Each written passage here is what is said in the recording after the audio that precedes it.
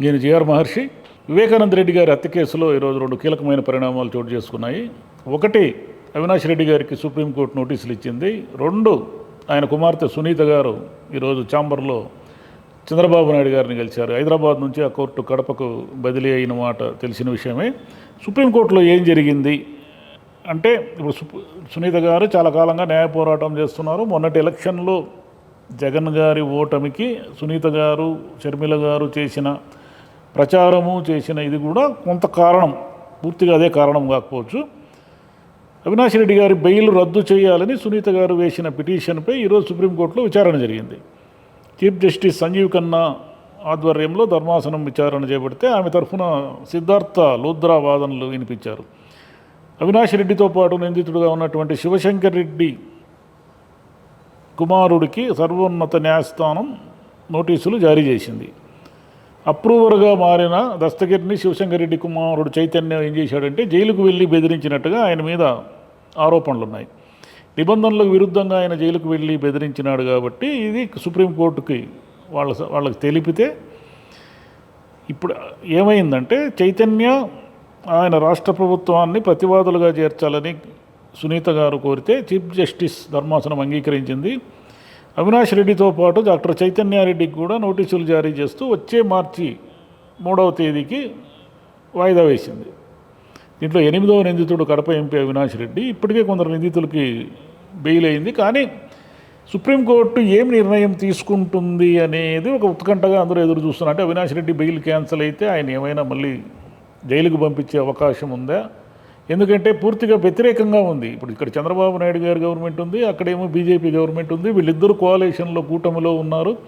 చంద్రబాబు నాయుడు గారి మాట చెల్లుబాటు అయ్యేదానికి ఎక్కువ అవకాశం బీజేపీకి ఉంది. కాబట్టి సహజంగానే అవినాష్ రెడ్డిని అరెస్ట్ చేసే అవకాశాలు ఉన్నాయి, బెయిల్ రద్దు చేసి అనేది చాలా మందిలో వినిపిస్తున్నమాట. అదేవిధంగా సునీత గారు ఈరోజు ప్రత్యేకంగా ముఖ్యమంత్రి చంద్రబాబు నాయుడు గారిని ఛాంబర్లో కలుసుకుని ఏం మాట్లాడింటారు, ఆమె తన తండ్రి హత్య కేసు గురించే మాట్లాడింటారు. ఇది చాలా ఎన్నేళ్ళు అయిపోయింది, ఈ హత్య కేసును ఎలా ముందుకు తీసుకెళ్ళాలి, ఏం చేయాలి, నిందితులకు ఎలాగైనా శిక్ష పడాలి, శిక్ష పడేదానికి ఏం చేయాలి అనేది ఆమె చర్చించుంటారు.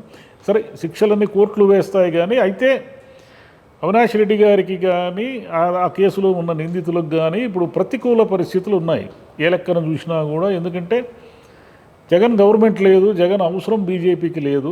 ఏ లెక్కన చూసినా బీజేపీ ప్రభుత్వాన్ని ప్రభావితం చేసే అవకాశము ఇక్కడ లేనే లేదు. అంటే కోర్టులో కదా కేసులు ఉంటాయి. అంటే చాలా విషయాలు కోర్టుల్లో కేసులు ఉన్నా కొంత అనుకూల ప్రభుత్వాలు, ప్రతికూల ప్రభుత్వాల మీద కొంత ఆధారపడి ఉంటుంది అనే విషయం సహజంగానే ఉంటుంది. కానీ ఇప్పుడు ఏం జరుగుతుంది, సుప్రీంకోర్టు ఏం నిర్ణయం తీసుకుంటుంది అనేది అందరూ ఉత్కంఠగా ఎదురు చూస్తున్నారు. అవినాష్ రెడ్డికి బెయిల్ రద్దు చేసి ఆయన జైలుకు పంపించే అవకాశాలు ఎక్కువ ఉన్నాయి. అయితే ఈ కేసు స్పీడ్గా కదిలితే దీంట్లో ఉన్న నిందితులు ఎవరెవరు ఏమిటి, ఈ కేసు అంతా వివేకానంద రెడ్డి గారి హత్య జరిగి కూడా చాలా ఏళ్ళు అయిపోయింది. కాబట్టి సునీత గారు గట్టిగా పోరాడుతున్నారు, షర్మిల గారు ఆమెకి మద్దతుగా నైతిక మద్దతు ఇస్తున్నారు. అదేవిధంగా లాస్ట్ ఎలక్షన్లలో వాళ్ళిద్దరూ విపరీతంగా ప్రచారం చేసి జగన్ని డిఫేమ్ చేయడం, అంటే వివేకానంద తిన్నాన్న హత్య కేసులో ఆయనకి ఏదో ప్రమేయం ఉందని, లేదా అవినాష్ రెడ్డికి ప్రమేయం ఉందని ఈ రకంగా ప్రచారము చేయడం వల్ల ఎంతో కొంత జనంలో ఒక రకమైన అపనమ్మకం ఏర్పడము, కారణాలు ఏమైతేనేమి అది జగన్కి మైనస్ అయి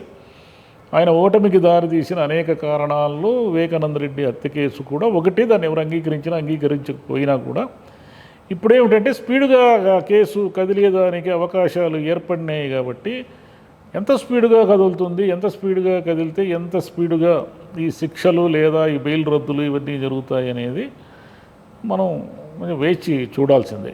అయితే ఈ వేగవంతమైన విచారణ వివేకానంద రెడ్డి గారి హత్య కేసుతోనే ఆగుతుందా, లేదన్నా అంటే జగన్ గారి మీద ఉన్న పాత కేసులన్నీ బయటికి తీసి, అంటే పాత కేసులు అంటే ఆయన బెయిల్ మీద ఉన్నారు కదా, అలా కేసులు ఆయన మీద పెడితే కొంతకాలం జైలు శిక్ష అనుభవించిన తర్వాత బెయిల్ మీద వచ్చి ఆ బెయిల్ అలాగే కొనసాగుతూ ఉంది. కాబట్టి అది జగన్ వరకు కూడా వస్తుందా, లేకుంటే వివేకానంద రెడ్డి హత్య కేసుతోనే అక్కడితో ఆగుతుందా అనేది తెలియదు. ఒకవేళ జగన్ గారి వరకు వచ్చి ఒకవేళ మళ్ళీ ఆయన జైలుకు పోయే పరిస్థితులు వస్తే, ఒకవేళ అప్పుడు వైసీపీలో ఎలాంటి పరిణామాలు చోటు చేసుకుంటాయి, అసలు వైసీపీని ఎవరు లీడ్ చేస్తారు అనేది కూడా ఒక చాలా పెద్ద $1 మిలియన్ క్వశ్చన్. ఎందుకంటే గతంలో విజయమ్మ గారు ఉన్నారు కాబట్టి ఆమె గౌరవ అధ్యక్షురాలుగా వ్యవహరించి ఆమె పార్టీకి కొంత పెద్ద దిక్కుగా ఉన్నారు. ఇప్పుడు ఆమె ఒక రకంగా ఏమంటారు డిటాచ్డ్గా, అంటే షర్మిల గారితో పాటు విజయమ్మ గారు ఉండడము, వైసీపీతో ఏమాత్రం సంబంధం లేకుండా వైసీపీకి తనకు ఏమీ సంబంధం లేదన్నట్టుగా ఆమె ఉన్నారు. కాబట్టి మొన్నటి ఎన్నికల్లో కూడా ఆమె ఏమీ ఎక్కడ జగన్మోహన్ రెడ్డి గారి కోసం ప్రచారం చేయలేదు. అటువంటి పరిణామం, అంటే మళ్ళీ జగన్ గారు జైలుకు వెళ్ళడం అనే పరిణామం సంభవిస్తే మరి భారతిరెడ్డి గారు ఆ పగ్గాలు తీసుకుంటారా? మరి ఎలా వైసీపీలో ఇప్పుడే అసలే 11 సీట్లతో పరిస్థితి బాగాలేనప్పుడు ఆ పార్టీ మళ్ళీ సర్వైవ్ అవ్వడానికి ఏం చర్యలు తీసుకుంటుందో, ఒకవేళ జరిగితే ఇవన్నీ ఊహాగానాలంటే చెప్పలేము. ఒక్కొక్కసారి సడన్గా డెవలప్మెంట్స్ ఉంటాయి. ఈ డెవలప్మెంట్స్లో ఉండడం భాగంగానే ఈరోజు అవినాష్ రెడ్డి గారికి నోటీస్ ఇవ్వడం, వచ్చే మార్చికి వాయిదా వేశారు. ఈ మధ్యకాలంలో ఆయన ఏమైనా బెయిల్ రద్దు చేయడం ఇవన్నీ కూడా జరగచ్చు. ఏది జరగదు, జరగకుండా ఉండదు అనేదాన్ని మనం చెప్పలేం. కానీ ఇవన్నీ జరిగితే మొత్తం రాష్ట్రంలో ఉన్న రాజకీయాలే విచిత్రంగా మారిపోతాయి. Thank you.